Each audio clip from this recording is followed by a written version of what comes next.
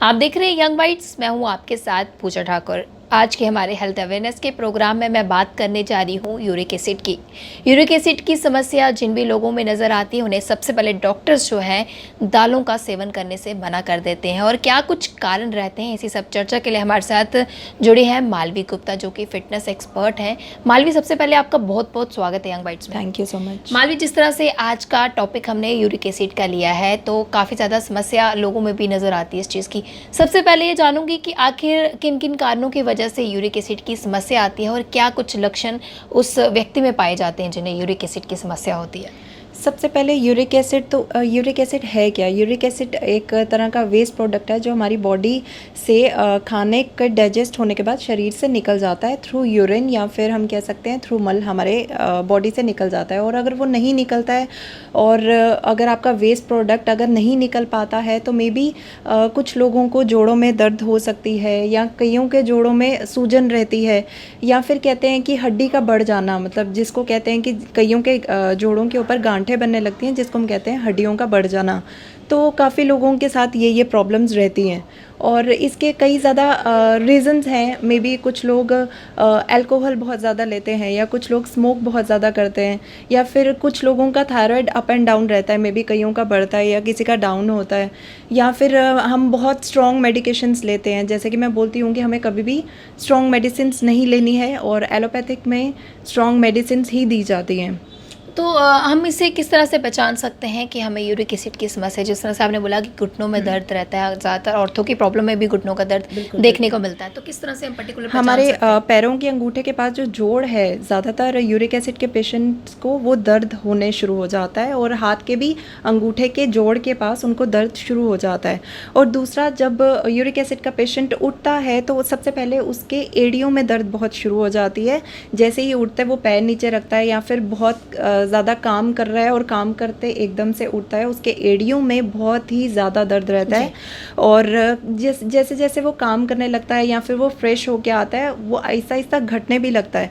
But ये symptom है। या फिर उसके अलावा जो यूरिक एसिड का पेशेंट है वो बहुत फटीग फील करता है, क्योंकि ये जो परेशानी है एकदम से उसकी ज़िंदगी जो है वो रोक कर रख देती है, और उसके जोड़ों में बहुत ज़्यादा इन्फ्लेमेशन रहता है, और बहुत ज़्यादा होने की वजह से कईयों को गाउट की समस्या भी होने लगती है। इस परेशानी से निजात दिलाने के लिए आज आप हमें कौन से योग मुद्रा या योग आसना बताने जा रहे हैं जिससे हमें इस सब प्रॉब्लम से जो है छुटकारा मिल सके? इसके लिए सबसे पहले मैं कहूँगी कि योगा और प्राणायाम आपको डेली करना है। आपको अपना लाइफस्टाइल जो है, सेडेंट्री लाइफस्टाइल जिनका बहुत ज़्यादा है, उनको अपना एक्टिव लाइफस्टाइल बनाना है। कोई ना कोई फिजिकल एक्टिविटी करनी है। और जो मैं आसना आज बताऊंगी, इसके साथ आपको और भी आसना करने हैं, बट ये जो 3 आसना है ये बहुत ज़्यादा हेल्प करेगा आपको अगर यूरिक एसिड की प्रॉब्लम है। यूरिक एसिड के लिए हम शलभ आसना करेंगे, जिसकी 3 वेरिएशंस हैं, और ये 3 वेरिएशंस के लिए हमें सबसे पहले अपने आसन, यानी कि आपका जो भी योगा मैट है, हमें उस पर लेटना है। शलभ आसना करने के लिए हमें क्या करना है, अपने दोनों हाथों को इस तरह से आगे रखेंगे चिन के नीचे, और अब हमें एक एक टांग करके मूवमेंट करनी है। श्वास भरेंगे और राइट लेग को हम ऊपर उठा रहे हैं। श्वास छोड़ते हुए धीरे से वापस ले आएंगे। देन अगेन श्वास भरते हुए लेफ्ट लेग को उठाएंगे, और श्वास छोड़ते हुए धीरे से नीचे ले आएंगे। फिर से श्वास भरेंगे और धीरे से नीचे। Then again with the left leg, और नीचे वापस। और इस जो शलभ आसना का वेरिएशन 1 है, इसको 9 से 10 बार दोहराएंगे, और आखिर में जब हम करेंगे हमें उस लेग को होल्ड करना है इस तरह से। श्वास भरें, hold for 10 seconds,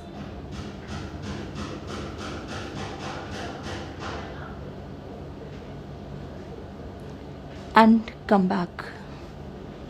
Then again with the left leg,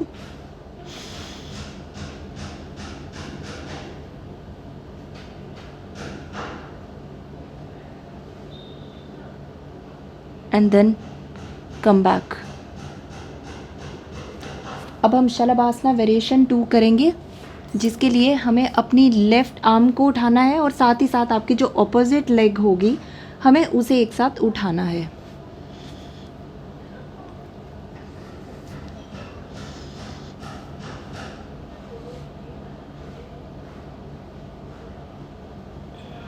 श्वास छोड़ते हुए वापस। इसी तरह से अब हम अपनी राइट आर्म से करेंगे इस तरह से, और अपनी लेफ़्ट लेग उठाएंगे क्योंकि मेरी ऑपोजिट लेफ़्ट आती है और आपकी भी लेफ़्ट ही होगी। श्वास भरें,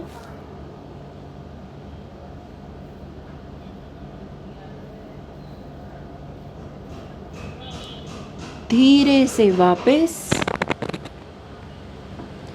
और इसको भी 9 से 10 करने के बाद हम इसे होल्ड करके रखेंगे। देन अगेन मैं अपनी लेफ़्ट आर्म कर रही हूँ और मेरी राइट लेग इसमें ऊपर उठेगी इस तरह से। Hold for 10 seconds and come back. Then again with the another arm, take a deep breath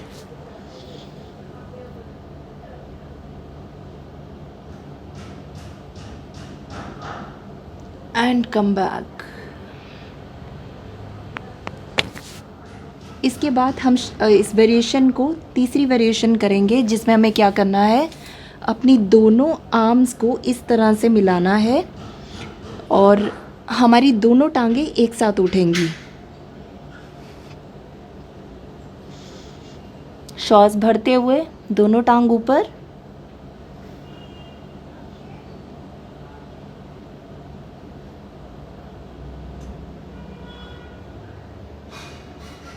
आपका सारा का सारा प्रेशर आपके स्टमक पे रहेगा और आपको कुछ समय के लिए इसको होल्ड करके रखना है।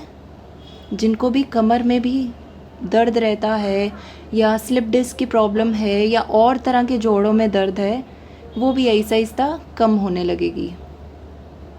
And come back. और इसको भी 9 से 10 बार दोहराएंगे और अंत में इसको होल्ड करके रखेंगे। गहरी श्वास भरें, होल्ड फॉर 10 सेकेंड्स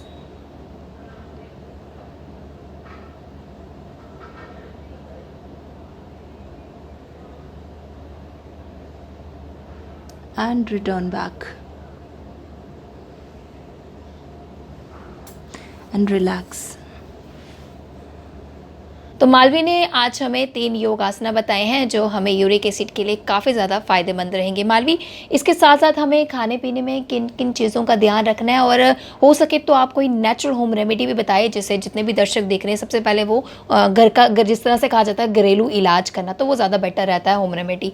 क्या कहना चाहेंगे? सबसे पहले आपको प्यूरिन्स की मात्रा कम करनी है। प्यूरिन्स जो है वो एक तरह का पदार्थ है, जैसे कि मीट हो गया आपके प्रोटीन डाइट जितनी भी है, पत्ता गोभी हो गए, इस तरह के पदार्थों का कम से कम उपयोग करना है।